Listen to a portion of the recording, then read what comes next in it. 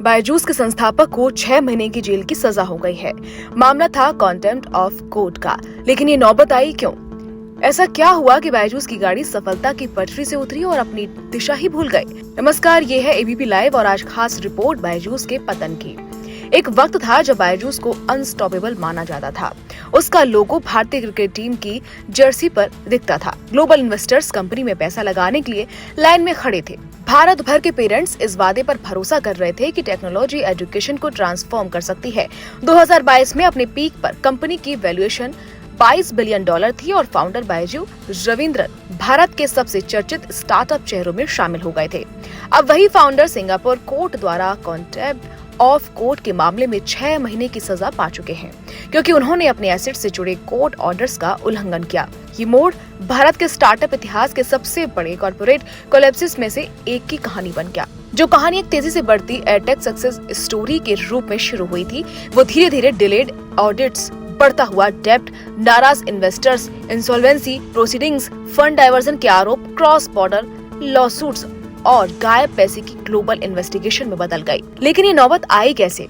2011 में think and learn private limited के रूप में स्थापित बायजूस ने भारत में एजुकेशन और कॉम्पिटिटिव एग्जाम्स पर मजबूत फोकस का फायदा उठाते हुए तेज ग्रोथ हासिल की। कंपनी का टाइमिंग बिल्कुल सटीक था। जैसे जैसे स्मार्टफोन्स पूरे भारत में फैल रहे थे और ऑनलाइन लर्निंग मेन स्ट्रीम बन रहा था, बायजूस ने खुद को एजुकेशन के भविष्य के रूप में पोजीशन किया। फिर कोविड-19 आया, स्कूल्स बंद हो गए, स्टूडेंट्स ऑनलाइन आ गए, डिमांड अचानक एक्सप्लोड कर गई, इन्वेस्टर्स तेजी से निवेश करने लगे। बड़े ग्लोबल नेम्स ने कंपनी को सपोर्ट किया। बायजूस ने यूएस और बाकी मार्केट्स में अग्रेसिव एक्सपेंशन किया। कंपनी ने तेजी से एक्विजिशंस किए, जिसमें आकाश एजुकेशनल सर्विस, ग्रेट लर्निंग और एपिक शामिल हैं, और लगभग $3 बिलियन खर्च किए। कंपनी हर जगह कॉन्फिडेंस प्रोजेक्ट कर रही थी। Massive ad campaigns, celebrity endorsement, cricket sponsorships, global ambitions. लेकिन इस तेज विस्तार के पीछे समस्याएं धीरे धीरे बन रही थी। नवंबर 2021 में बायजूस ने ओवरसीज लेंडर्स से $1.2 बिलियन का टर्म लोन उठाया। उस वक्त इसे इंडियन स्टार्टअप्स की ग्लोबल एंट्री का प्रतीक माना गया। यही लोन बाद में कोलैप्स का केंद्र बन गया। कंपनी ने कहा कि ये पैसा ग्रोथ और एक्सपेंशन के लिए है, लेकिन लेंडर्स को जल्द ही गवर्नेंस और ट्रांसपेरेंसी को लेकर चिंता होने लगी। स्थिति तब और गंभीर हुई जब बायजूस ने ऑडिटेड फाइनेंशियल स्टेटमेंट्स दाखिल करने में देरी की। रेवेन्यू रिकॉग्निशन प्रैक्टिस को लेकर सवाल उठे। मिनिस्ट्री ऑफ कॉर्पोरेट अफेयर्स ने भी देरी पर जवाब मांगा। जब FY21 को नंबर्स सामने आए तो इन्वेस्टर्स चौंक गए। लॉसेस बढ़कर लगभग 4,588 करोड़ रुपए हो गए। कॉन्फिडेंस गिरने लगा, जांच बढ़ी और फिर आया सबसे बड़ा संकेत, ऑडिटर्स का इस्तीफा। डेलॉयट ने डिलेज और कम्युनिकेशन की कमी का हवाला देकर रिजाइन किया। बाद में बीटीओ ग्लोबल की इंडिया एफिलिएट ने भी पद छोड़ दिया। इन्वेस्टर्स और लेंडर्स के लिए एक बड़ा रेड फ्लैग था। जो कंपनी कभी स्टार्टअप बूम का प्रतीक थी, अब फाइनेंशियल मॉनिटरिंग के लिहाज से संदिग्ध लगने लगी। ग्लोबल लेंडर्स जवाब मांगने लगे। 2022 के अंत और 2023 की शुरुआत तक बायजूस और उसके लेंडर्स के बीच संबंध बिगड़ चुके थे। क्रेडिटर्स ने लोन कंडीशंस के उल्लंघन का आरोप लगाया। रिस्ट्रक्चरिंग नेगोशिएशंस असफल रही। फिर आया सबसे बड़ा आरोप। लेंडर्स ने दावा किया कि लगभग $533 मिलियन बिना उचित डिस्क्लोजर के ट्रांसफर किए गए। लीगल बैटल कई देशों में फैल गया। यूएस लेंडर्स ने बायजूस की यूएस सब्सिडियरी बायजूस अल्फा पर कंट्रोल लेने की कोशिश की। डेलावेयर और न्यूयॉर्क में कोर्ट केसेस शुरू हो गए। बायजूस ने लेंडर्स पर अग्रेसिव होने का आरोप लगाया। वहीं लेंडर्स ने कंपनी पर एसेट्स छिपाने और फंड्स ऑफशोर शिफ्ट करने का आरोप लगाया। बाद में कोर्ट फिलिंग्स में एक और गंभीर आरोप सामने आया। यूके की लॉजिस्टिक्स कंपनी OCI लिमिटेड का उपयोग कथित रूप से $500 मिलियन से ज्यादा धन को मूव और कंसील करने के लिए किया गया। आरोप था कि पैसा कई एंटिटीज के माध्यम से घूमते हुए सिंगापुर की कंपनी तक पहुंचा, जो बायजूस से जुड़ी थी। इन आरोपों ने कंपनी के फाइनेंशियल स्ट्रक्चर को ओपेक और चायोटिक बना दिया। जहां यूएस में लीगल लड़ाई चल रही थी, वहीं सिंगापुर एक नया लीगल फ्रंट बन गया। कतर इन्वेस्टमेंट अथॉरिटी की एक सब्सिडरी ने बायजू रविंद्रन से जुड़े इन्वेस्टमेंट्स और एसेट ट्रांसफर को लेकर लीगल एक्शन शुरू किया। ये विवाद आकाश एजुकेशनल सर्विसेज के शेयर से जुड़े फाइनेंसिंग अरेंजमेंट से संबंधित था। सिंगापुर कोर्ट्स ने एसेट डिस्क्लोजर्स और ओनरशिप डॉक्यूमेंट्स को लेकर आदेश जारी किए। बाद में पाया गया कि रविंद्रन ने अप्रैल 2024 से जुड़े कई ऑर्डर्स का पालन नहीं किया।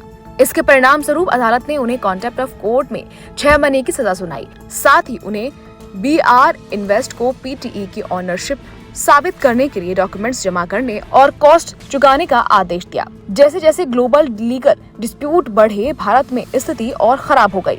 जुलाई 2024 में बेंगलुरु स्थित नेशनल कंपनी लॉ ट्रिब्यूनल ने थिंक एंड लर्न के खिलाफ इंसॉल्वेंसी प्रोसीडिंग्स स्वीकार कर ली। कारण अपेक्षाकृत छोटा था, बीसीसीआई को लगभग 158 करोड़ का बकाया। विडंबना ये थी कि वही क्रिकेट स्पॉन्सरशिप जो कभी कंपनी की ताकत थी, इंसॉल्वेंसी का कारण बन गई। कंपनी ने विवाद सुलझाने की कोशिश की, लेकिन लेंडर्स ने आपत्ति जताई। कई कोर्ट्स शामिल हो गए। मामला कंपनी के कंट्रोल और एसेट्स पर बड़े विवाद में बदल गया। सबसे अहम संघर्ष आकाश एजुकेशनल सर्विसेज को लेकर था, जो बायजूस का सबसे मूल्यवान एसेट माना जाता है। बायजूस ने 2021 में लगभग $1 बिलियन में आकाश को एक्वायर किया, लेकिन इंसॉल्वेंसी के दौरान आकाश ने कैपिटल जुटाने के लिए राइट्स इश्यू का प्रस्ताव दिया। बायजूस ने इसका विरोध किया। कंपनी का कहना था कि इंसॉल्वेंसी की स्थिति में वो इश्यू में भाग नहीं ले पाएगी, जिससे उसकी हिस्सेदारी 25.75% से घटकर 5% से नीचे आ सकती है। ट्रिब्यूनल्स ने इस प्रस्ताव को रोकने से इनकार कर दिया। अगर डिल्यूशन पूरा होता है तो बायजूस अपनी सबसे महत्वपूर्ण एसेट पर कंट्रोल खो सकता है। जैसे जैसे लीगल केसेस बढ़े, ऑपरेशनल समस्याएं भी सामने आने लगी। एम्प्लॉयज ने सैलरी डिलेज की शिकायत की, लेऑफ्स शुरू हो गए। इन्वेस्टर्स ने मैनेजमेंट पर सवाल उठाए, कई बोर्ड मेंबर्स ने इस्तीफा दे दिया।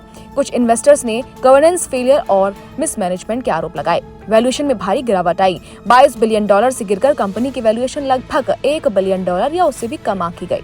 फोर्ब्स ने बायजूस रविंद्रन की नेटवर्थ को शून्य कर दिया। इन सब के बीच रविंद्रन ने लेंडर्स और इंसॉल्वेंसी प्रोसेस से जुड़े लोगों के खिलाफ सार्वजनिक रूप से प्रतिक्रिया दी। उन्होंने लिंक्डइन पर क्रिमिनल कॉलिशन का आरोप लगाया। उन्होंने दावा किया कि विस्ले ब्लोअर डॉक्यूमेंट से रिस्ट्रक्चरिंग प्रोसेस में शामिल एंटिटीज के बीच इम्प्रॉपर कोऑर्डिनेशन सामने आया है।